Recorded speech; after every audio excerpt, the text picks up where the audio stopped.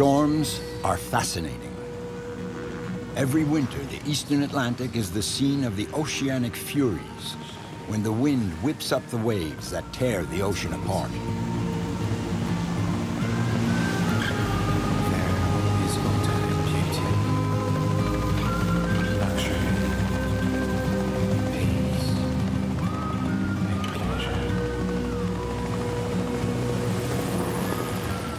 The Shetland Islands, north of Scotland, the Azores, in the middle of the Atlantic Ocean, and Brittany, where the land ends.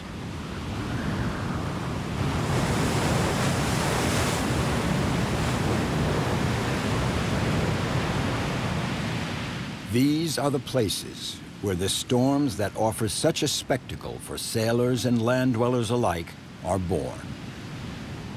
We've gone in search of storms to capture the pure beauty of the sea and the luminous sky. On this voyage into the heart of the elements, we met men that took on the fury of the oceans, eyewitnesses of a display of raging force that is usually played out unseen.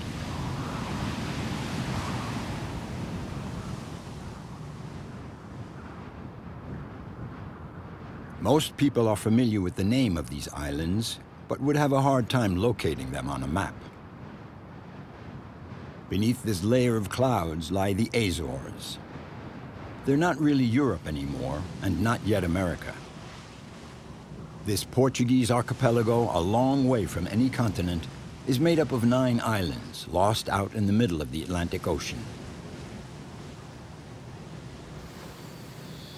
In the extreme west of the archipelago are Flores and Corvo, the smallest and most remote islands of the Azores. For centuries, they have remained isolated from the rest of the world.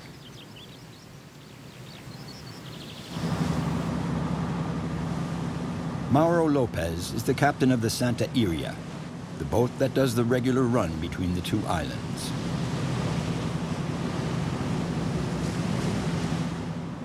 His boat is a vital link for the inhabitants of Corvo and Flores. Mauro was born into a family of seafarers. More than 60 years ago, his grandfather was doing the same job, linking the islands and their inhabitants.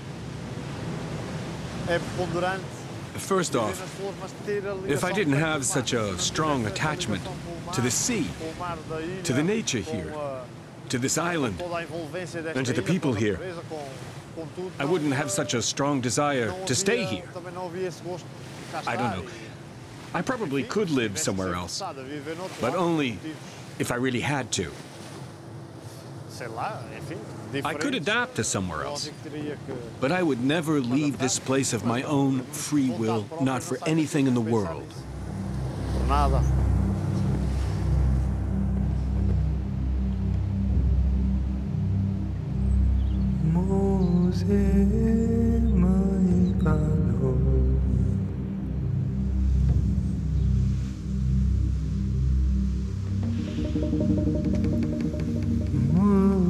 The archipelago in the middle of the Atlantic Ocean is 1,200 kilometers from Lisbon. In winter, the inhabitants of the Azores have a front row seat on the storms. The bad weather has set in now. Here, the sea and nature do their worst, and the Azores in the front line bear the full brunt of the Atlantic depressions.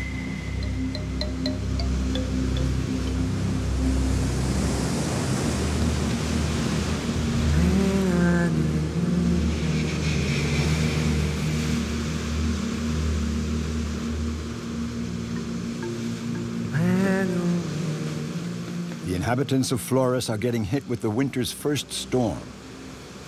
The little port of Santa Cruz is powerless before the fury of the weather. It's as if the raging sea wanted to swallow up everything.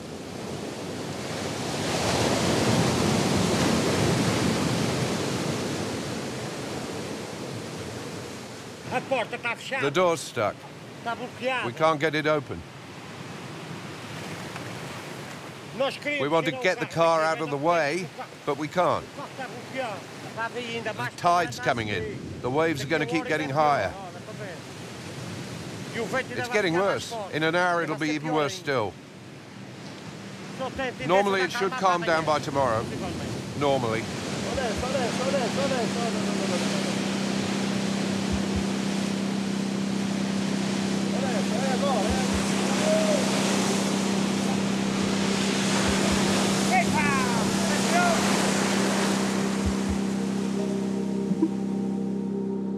The storm. For the seafarers, this is a force 10 on the Beaufort scale.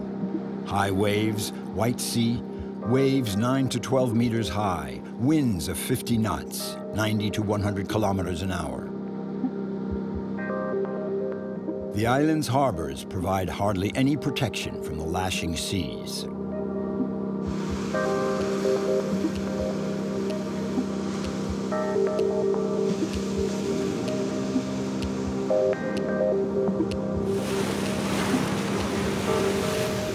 The sailors hunker down. The Santa Iria seems extremely fragile facing the elements.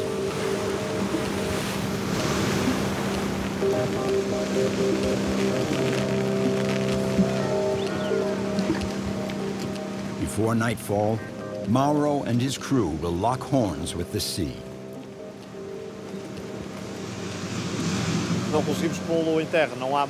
We can't beach the boat.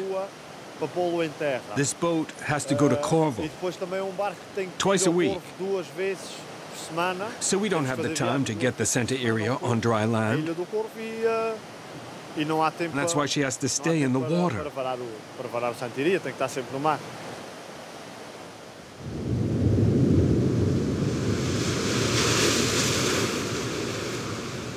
The Santa Iria's mission is bringing supplies in for the families on Corvo.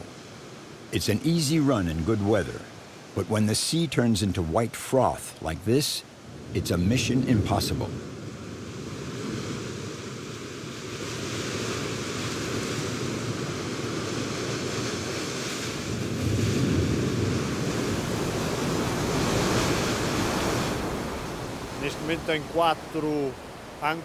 I dropped 4 anchors and 6 or 7 mooring lines on the bow and 4 on the stern, 2 on either side, because the waves are hitting us head on, in line with the port.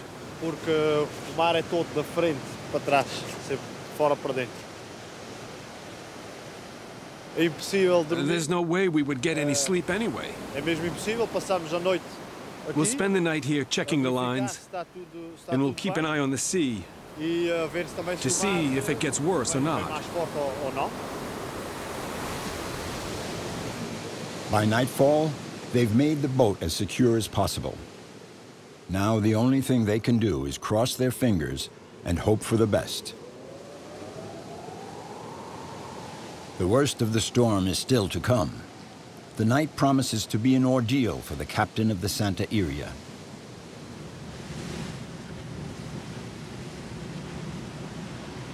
The Azores are exposed to the full brunt of the storms. Out in the middle of the Atlantic, there are no obstacles to stop the swell and waves. All during the winter, low-pressure systems cross the ocean. Most of the time, they end up on the coast of Brittany.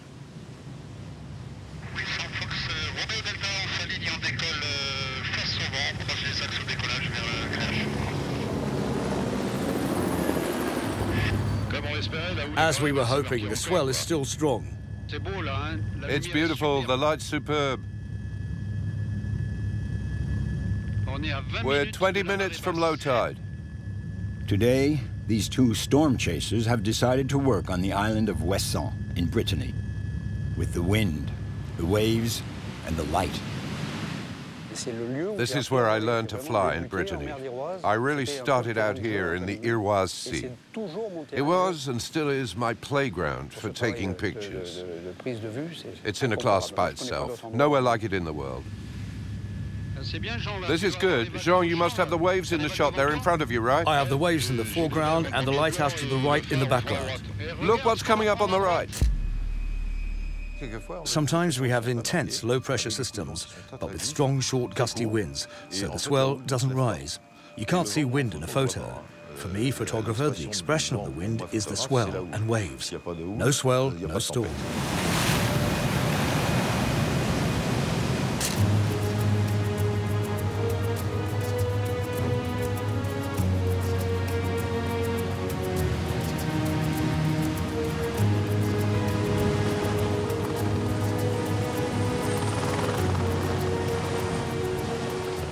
Jean Guichard, the photographer, and Thierry Legnac, the pilot, are flirting with the waves. They've been working together for years and trust each other implicitly. In the midst of the breakers, it's easy to forget the danger.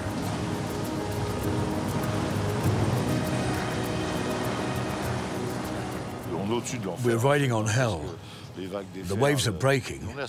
We're 5 meters above water. Safe in this helicopter, but just 5 meters below, we'd be dead.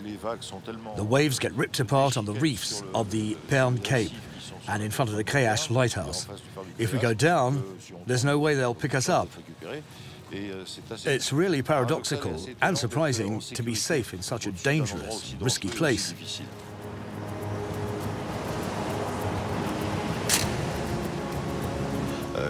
When you're 10 meters above water and you pull the helicopter up to avoid the waves, you're a bit like a surfer that remains dry.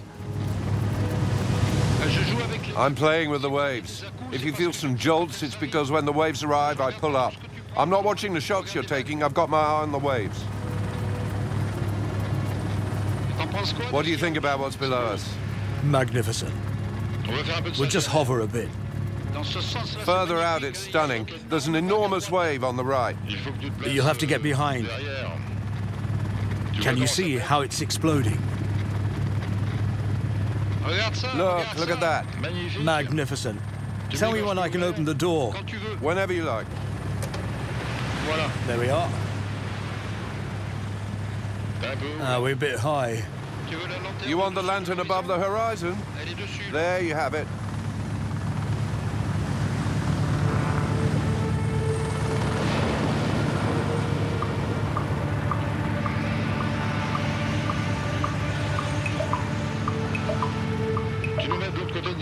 Bring her to the other side of Nividic with Wesson behind us, okay? I won't be able to hold her steady because we have a tailwind, but I can work it like this, see?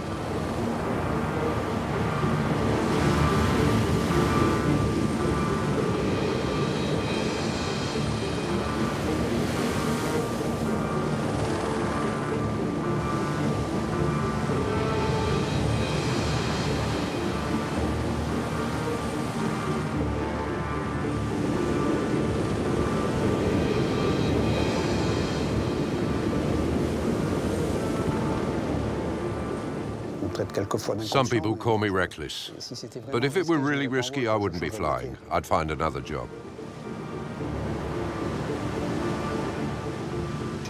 Working with experienced people's a real advantage. People I don't have to look after.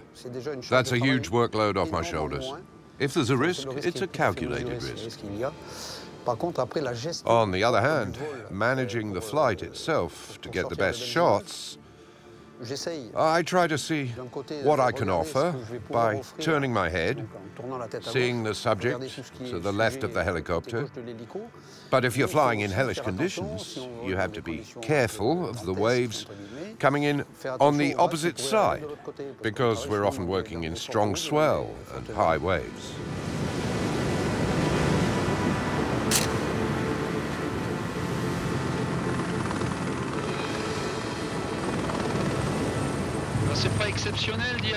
It's not uncommon to use a helicopter because this is what it's built for. I'm exaggerating a bit, but we wouldn't do this in a plane, whereas a helicopter allows us to fly in strong, gusty winds. The exciting part is not being the only ones here. It's more having the privilege of working on subjects that, well, that make the news. This is the storm season, so we'll obviously try to get pictures to show that we had a fantastic storm.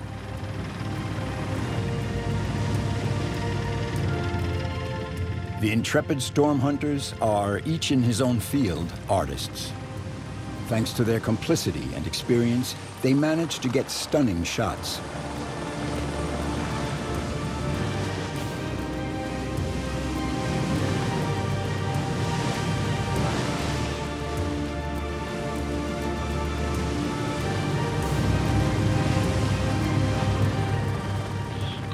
When the ocean's really pounding away, you know, with a good swell, the waves are almost as high as the lighthouse. They almost reach the top. It's beautiful when it's all white like that. I love it.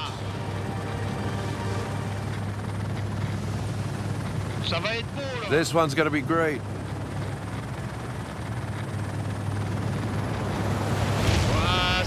Great timing there. Jean and I may be used to it, but when a wave slams into the lighthouse and explodes into a spectacular splash of light, we comment over the radio. That was a beauty. We express it. We here in the front row feel that emotion, and I like to share it with others.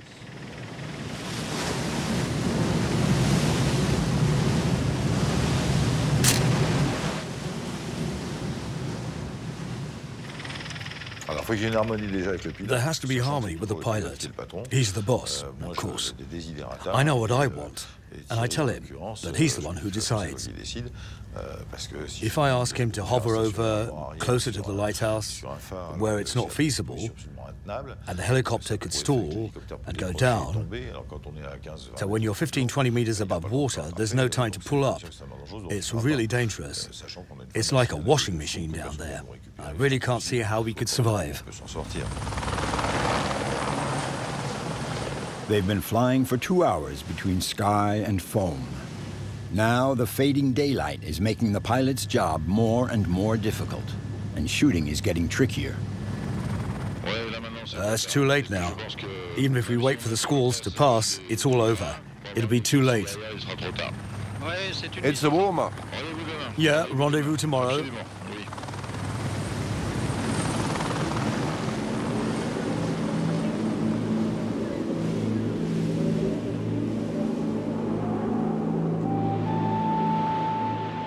(1,500 kilometers from Ouessant, off the north coast of Scotland. We're in the same ocean, but these are different islands, the Shetlands.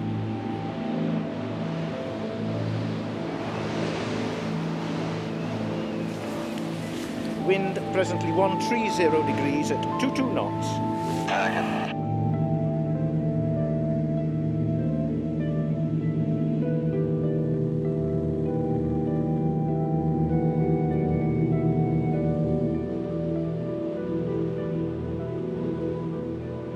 There's quite a strong crosswind, about 22 knots, but it's marginal, but it's safe limits, so yeah, it's good pilot too. Today, 5 high school children are coming home for the weekend. The plane is also carrying some essential supplies that we've been waiting for 10 days.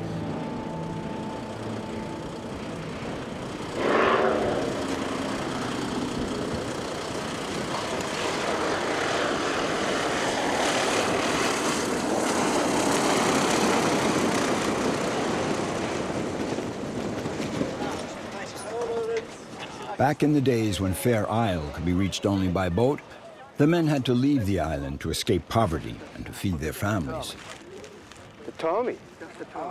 Today, the airplane allows the islanders to live as other Shetlanders do, or almost. Even when the storms over the Atlantic reinforce the feeling of isolation.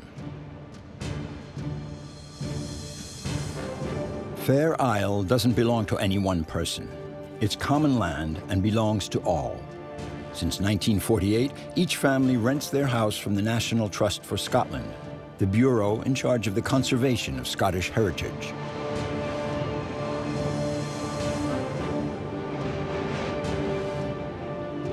I grew up playing on these pieces of land and around these cliffs and that, so I always think of this place as being my home.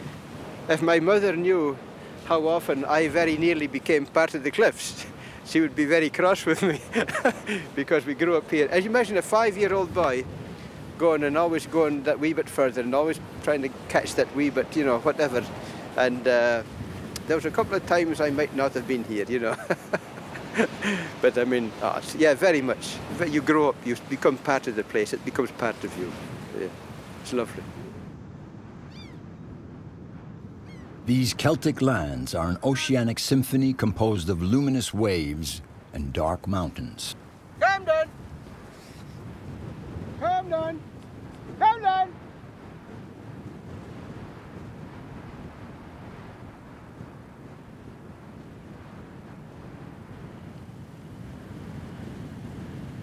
never feel alone. I have all this. That's all you need.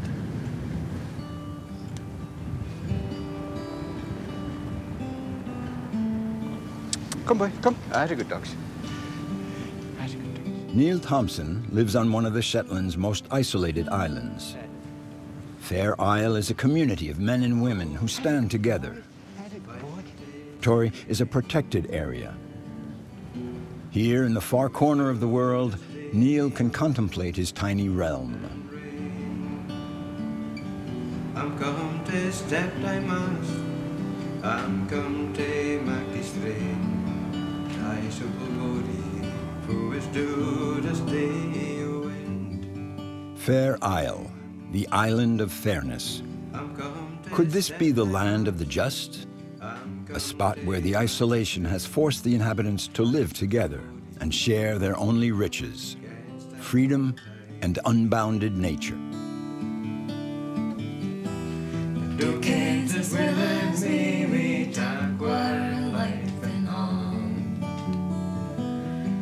Every time we grab our lines and wave along, there's a harmony that's there. Do it like that. It's been a cloudy.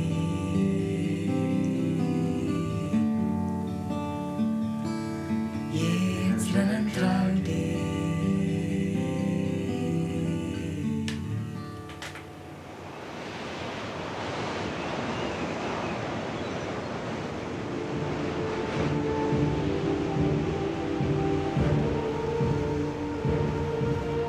The Shetlands are a group of islands lost in the north of Europe, between Norway and Scotland. They are hammered by the sea and buffeted by the wind. Sailors the world over fear storms. This Scottish archipelago affords scarce shelter for ship and crew. One of the only safe havens protected from the northwest winds is the harbor of Lerwick on the main island. When boats seek shelter here, everyone knows that they're in for bad weather and that a fascinating spectacle is in the making.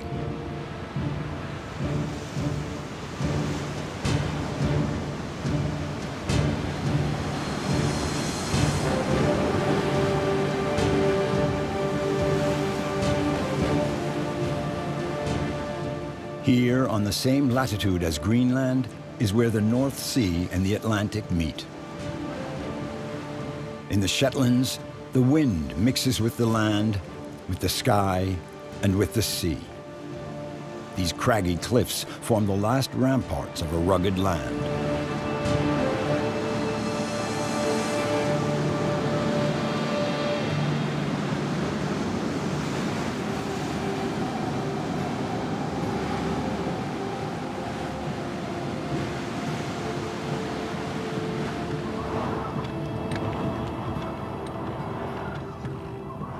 One of Fair Isle's 2 wind generators has been hit by the storm and has to be put back in place as quickly as possible before winter.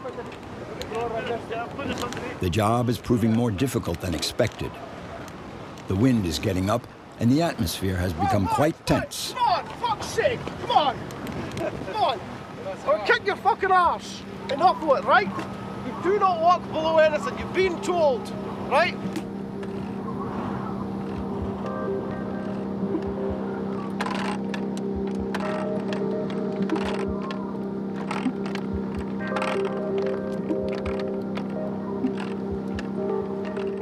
% of Fair Isle's energy comes from wind power.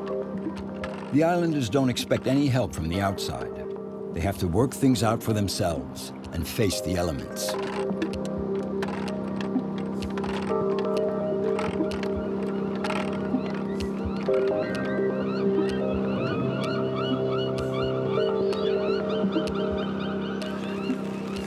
Much further south, in the heart of the Atlantic Ocean, are the Azores. The wind has stiffened a notch in the port of Lajes. Mauro has come to make sure that the moorings of his boat, the Santa Iria, are holding fast.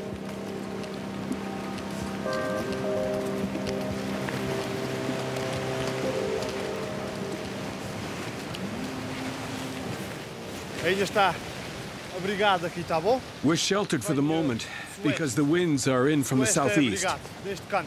It's bad, really bad, and it's going to get worse. During the night, the wind is going to shift in this direction. And I have to make sure the lines will hold. The boat is going to pull on this line when the wind shifts. We're okay for now.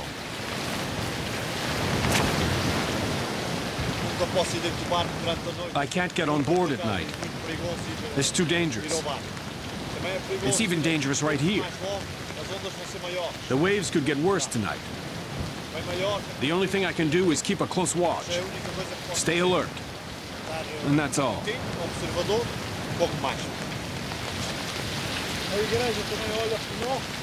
We're protected by the church. It wards off the bad weather. All the churches face the sea, so there's always someone watching over us.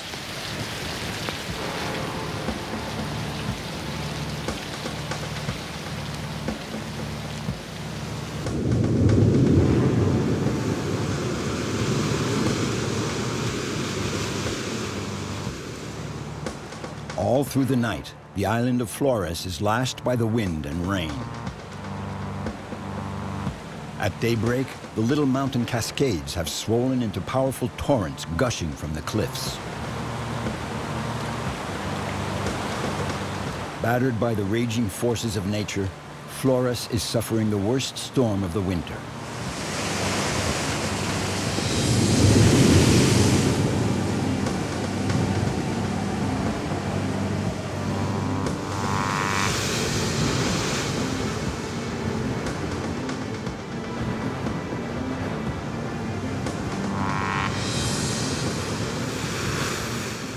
The archipelago has become the destination of the foam that breaks on the slick black rocks.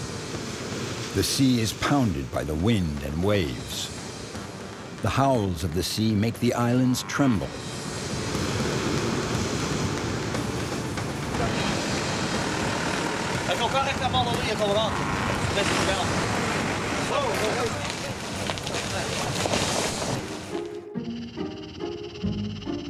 If you want increased rate of climb, descent, whatever. That's looking good. Okay. In the North Atlantic, the sea offers very little respite between two storms. Slow right turn.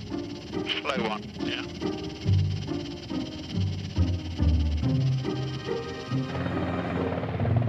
Oscar Charlie, a name synonymous with courage and devotion, is the Scottish Coast Guard search and rescue helicopter, and all the islanders are familiar with it. Oscar Charlie takes to the Shetland skies in all weather, ready to come to the rescue at sea and in the island's remotest spots.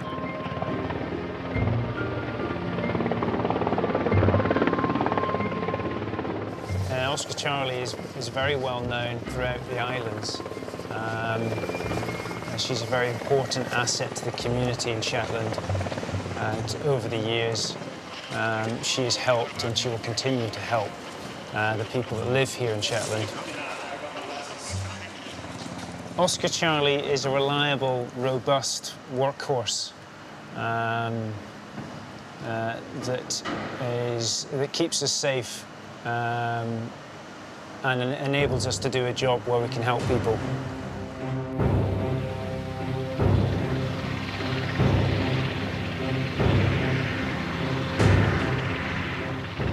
Oscar Charlie is the helicopter's code name.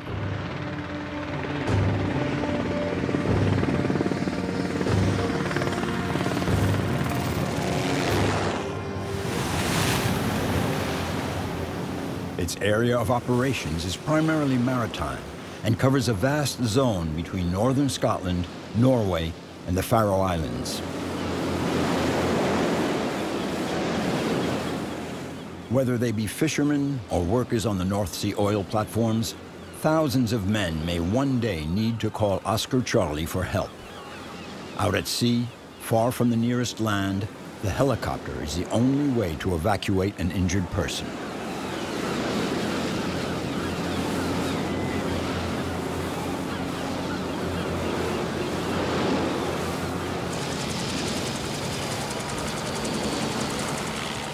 Oscar Charlie's rescue crew goes out at any time and in any weather. They carry out more than 100 missions a year. A storm over the Atlantic is never routine, and certain rescues can never be forgotten.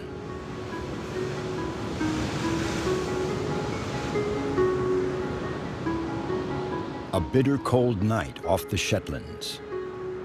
The fishing boat, the Be Ready, tossed about by a raging sea, had been burning for several hours. For the crew, the only thing left to do was abandon ship to save their skins.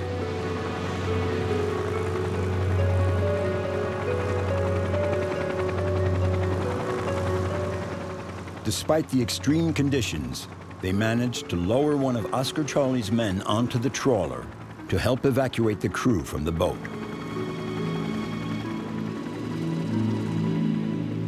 Given the urgency and the proximity of the raging flames, the Be Ready's crew had to jump overboard to reach the life raft before being winched to safety.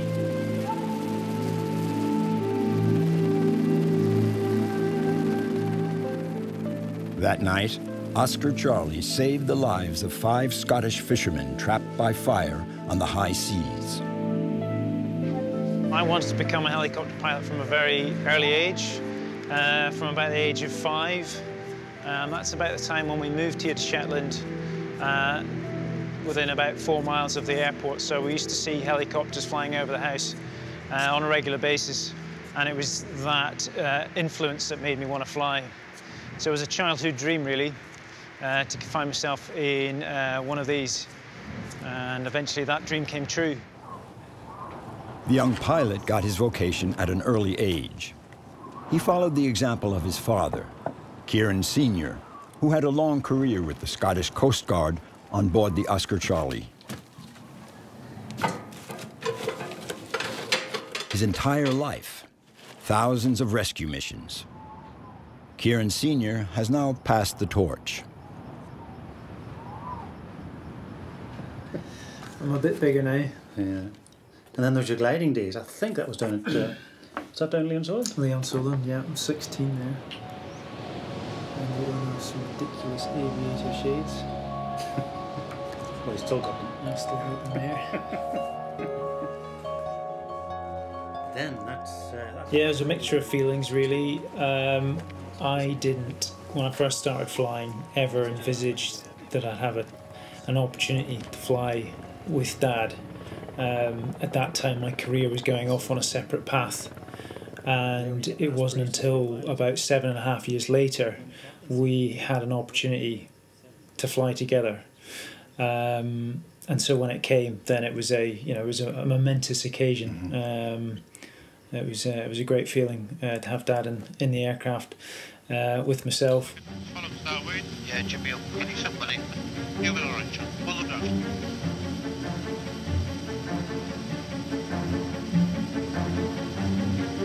Clear.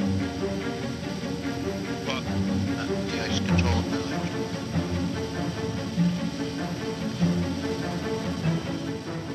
The Coast Guardsmen have all had very different professional backgrounds. Many of them are former Royal Navy or Air Force men, veterans of Iraq or the Falklands. In the world of rescue services, the Scottish Coast Guard has the reputation of being among the best.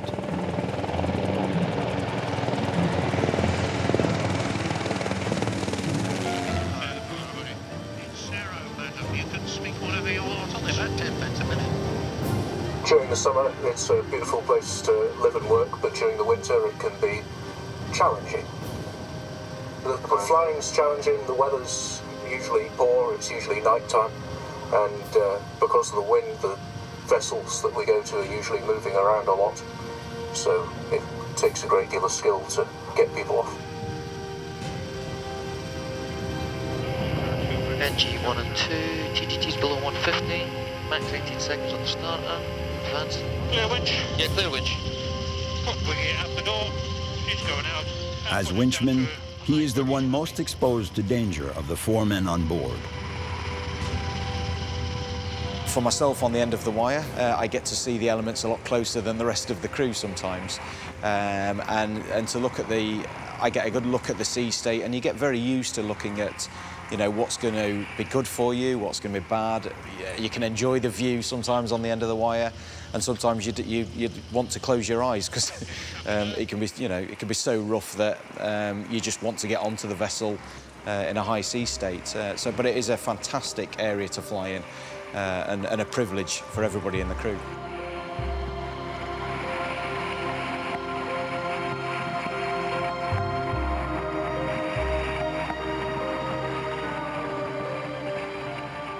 It's not uncommon to get wind speeds of over 100 miles an hour. Now, obviously, we're not trained in that sort of weather, but we have gone and rescued in that sort of weather.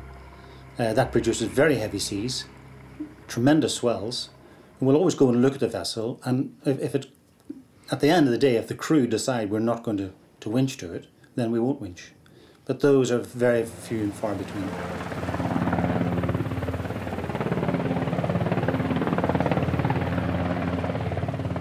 From an older captain, I remember him saying, we are a crew, we're a team of 4. When we go out on a rescue or on a mission as a team of 4, we will come back with at least 4. And that puts it all into perspective, and it's nice.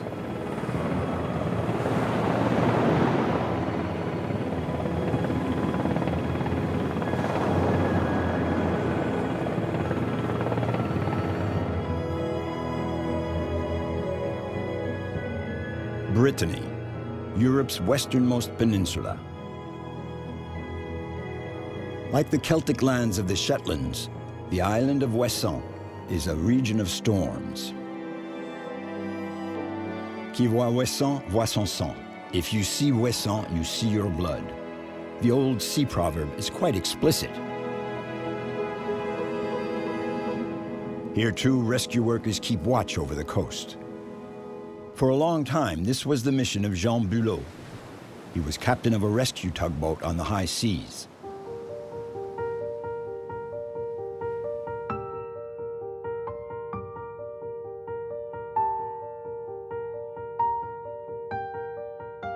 The tip of Brittany and the entrance to the English Channel form one of the world's major sea routes. Over 600 freighters, container ships, and oil tankers pass by this coast every day. For his entire life, Jean Bulot has been ready to come to their assistance. We worked in the worst meteorological conditions, nasty weather. And each time with every storm, we'd bring the rescued boats back to Brest or Cherbourg, and they'd call me Captain Storm.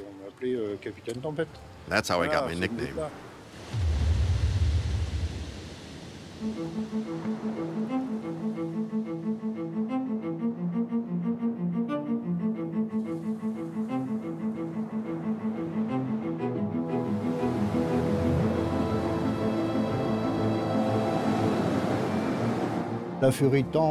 Raging weather, as we call it, is when you get a wind blowing between force 9 and force 12. Off the Ouessant Island, at the mouth of the channel, we had 20-meter waves. And we did rescues in these 20-meter waves.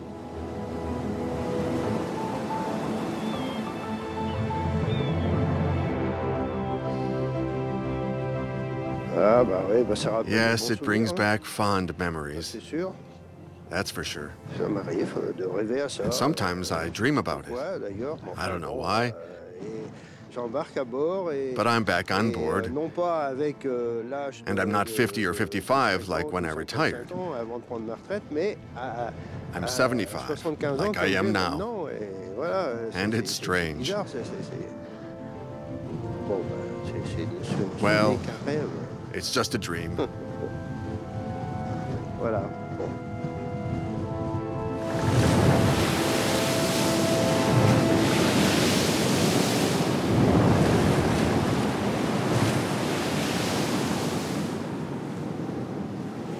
Jean Bulot was Captain Storm. He commanded this legendary boat, l'Abbé Flandre, a rescue tug capable of standing up to Brittany's most extreme conditions to help ships in trouble.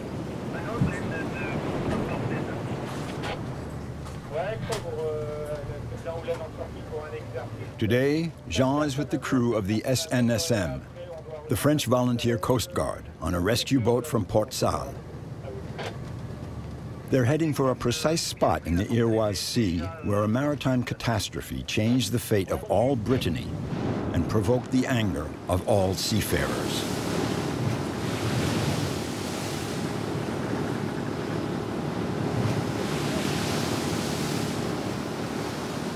On a stormy night in 1978, the Amoco Cadiz, an oil tanker carrying over 230,000 tons of crude oil, ran aground on the Port Salle rocks, causing one of the worst oil spills in history.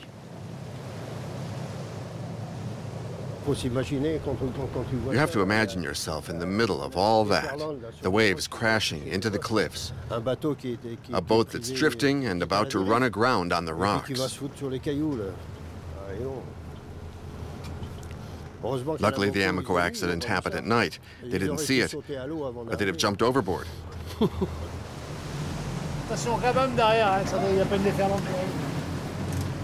Jean wants to transmit the human values of sea rescue to the younger generation.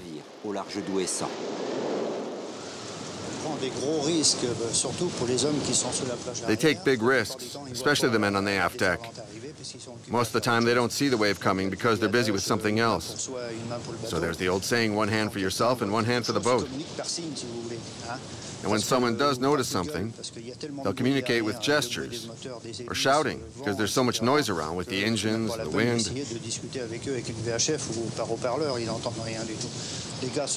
Covers everything, and the guys can get tossed around, and the steel cables can start lashing around. The guy can't get free, and he can be cut in two or swept overboard.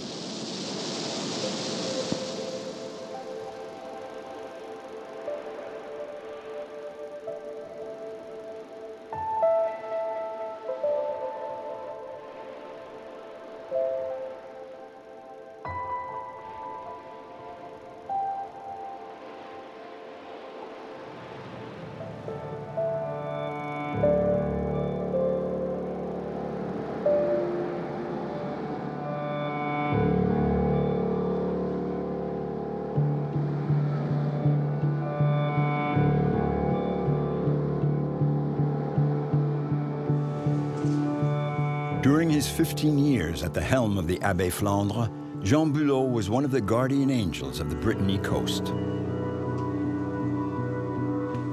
All his life, Jean has spoken out against the folly of humans, the oil spills, and the sailors that are abandoned. Captain Bulot never left the community of seafolk.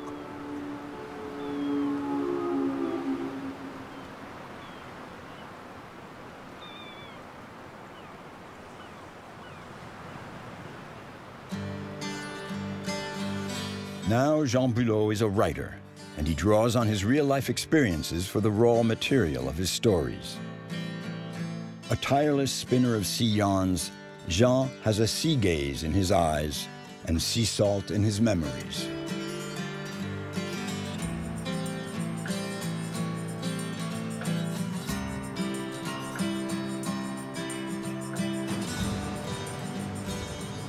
They say that these sailors are willing to put their life on the line in order to save the lives of others. Abbé Bourbon, come in. This is from Vertou.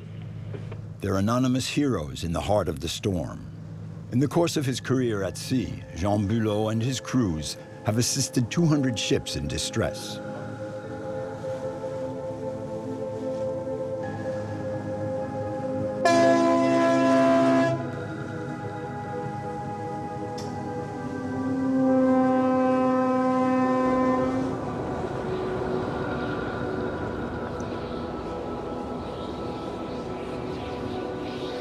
Hello, Wesson, Fox Romeo Delta. We're leaving the Duchesse Anne, heading for the Créache Lighthouse.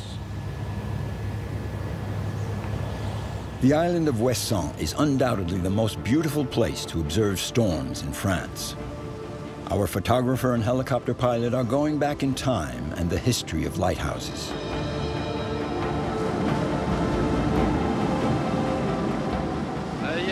There's a series of waves. Yeah, okay, not too close. Not too close. A lighthouse out at sea belongs to the ocean. Undertaking such works meant defying Neptune himself.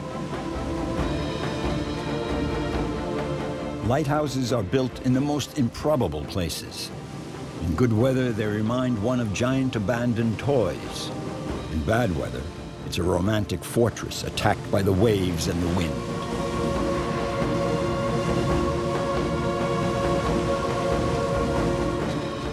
Lighthouses in a storm have always been the target of pounding assaults that boom like cannons in a never-ending battle.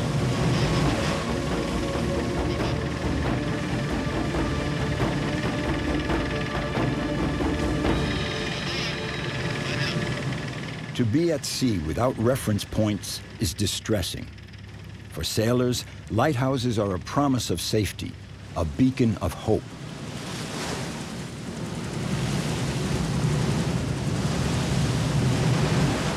A lighthouse is a worrisome place to live. The life of the lighthouse keeper has been romanticized, but in reality, it was an ordeal of cold and humidity.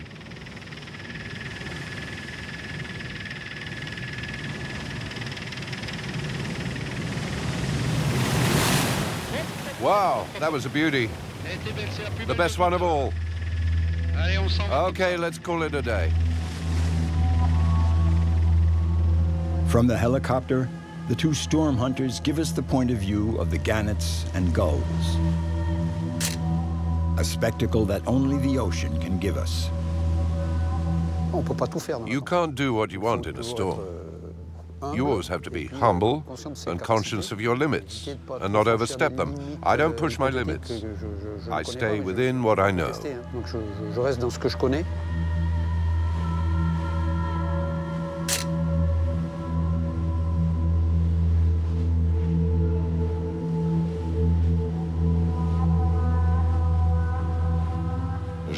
I really like Turner, the painter. Cape Pern is one of my favorite spots. With its subtle light, its passing squalls, the warm glow of clouds at sunrise and sunset. The light here is extraordinary. It's an opera, a maritime opera.